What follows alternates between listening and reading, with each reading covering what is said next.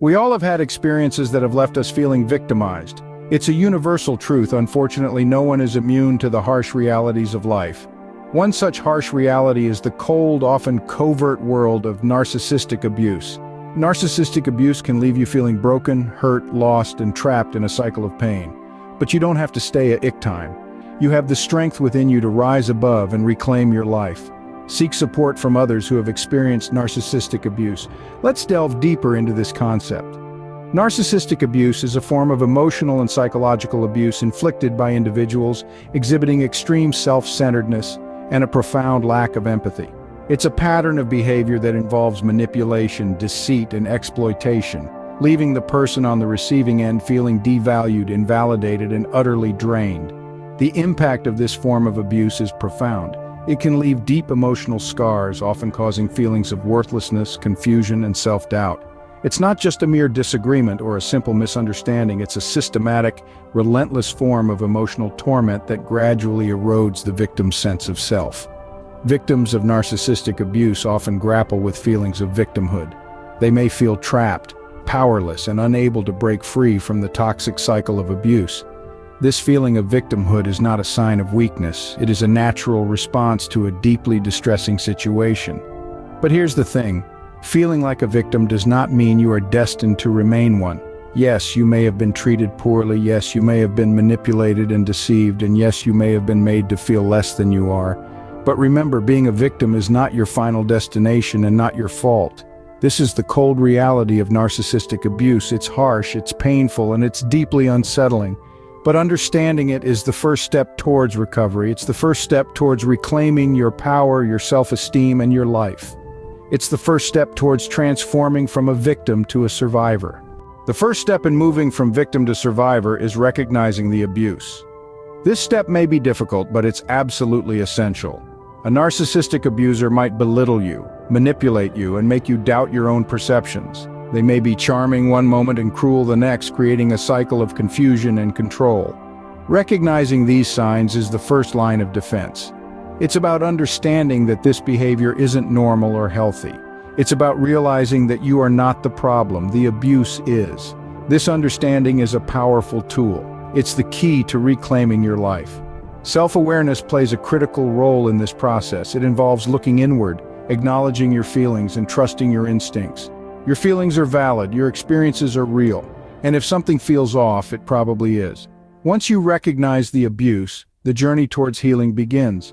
Remember, you are not alone. There is help, there is hope, and there is a way out. The road from victim to survivor starts with a single step.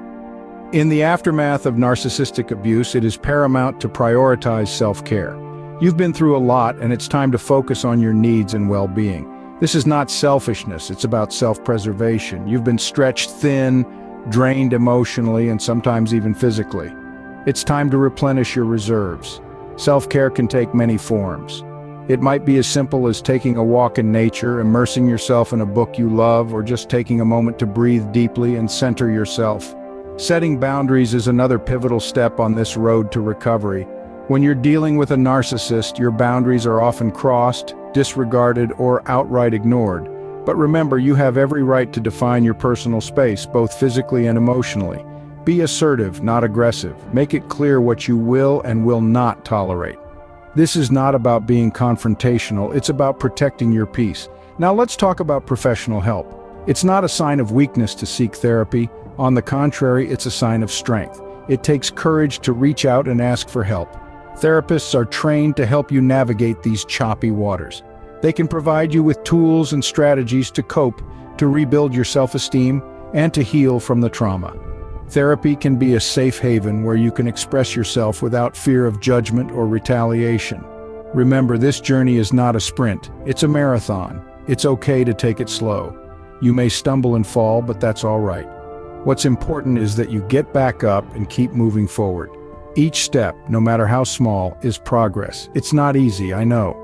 The road to recovery after narcissistic abuse can be long and winding, fraught with obstacles and setbacks. But every step you take, no matter how small, is a step towards reclaiming your life.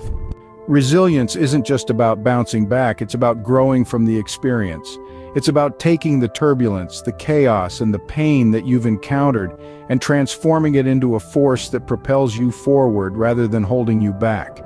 Imagine resilience as a muscle. Just as our physical muscles require exercise to grow stronger, our resilience needs to be flexed and challenged to develop.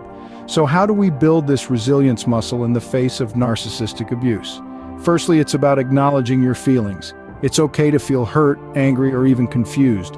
Validate these emotions, but don't let them consume you. Instead, use them as a catalyst for change, a stepping stone towards growth. By doing so, you're allowing yourself to heal while also learning valuable lessons about your strength and capacity to overcome.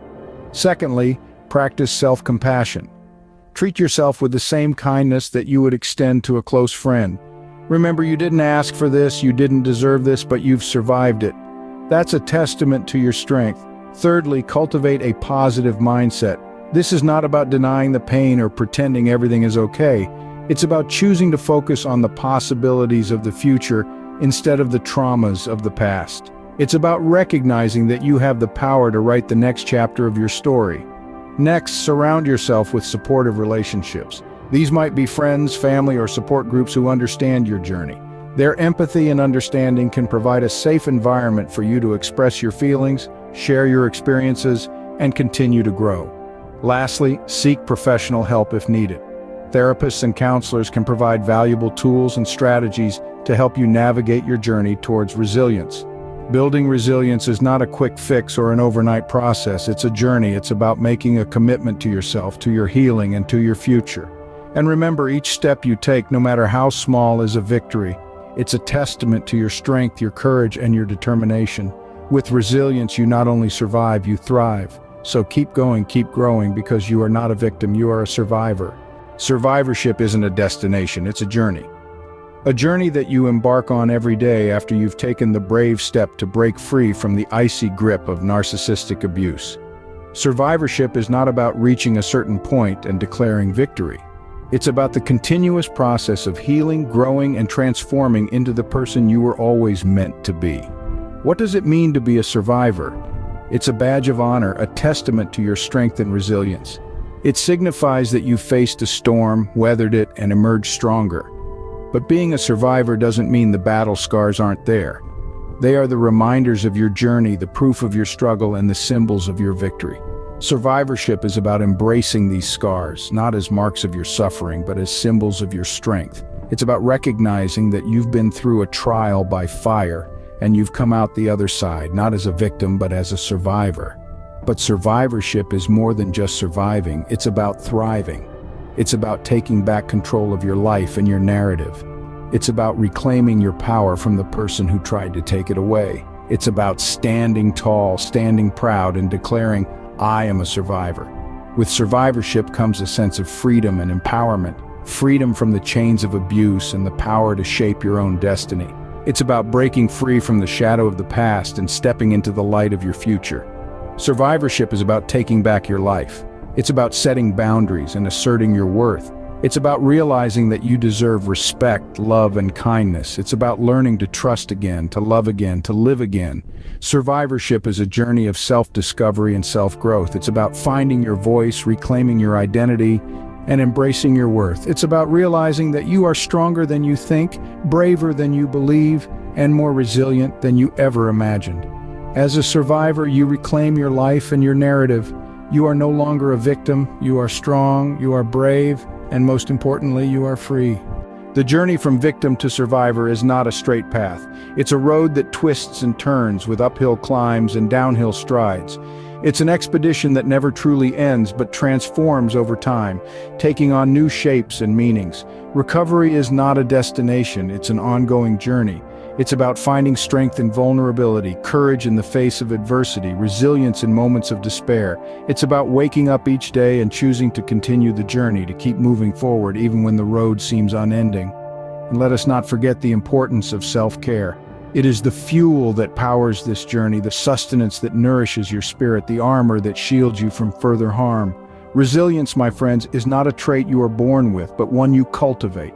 It grows with each step you take, with each challenge you overcome. Remember, you are not alone in this journey, and with every step, you move further away from victimhood and closer to survivorship.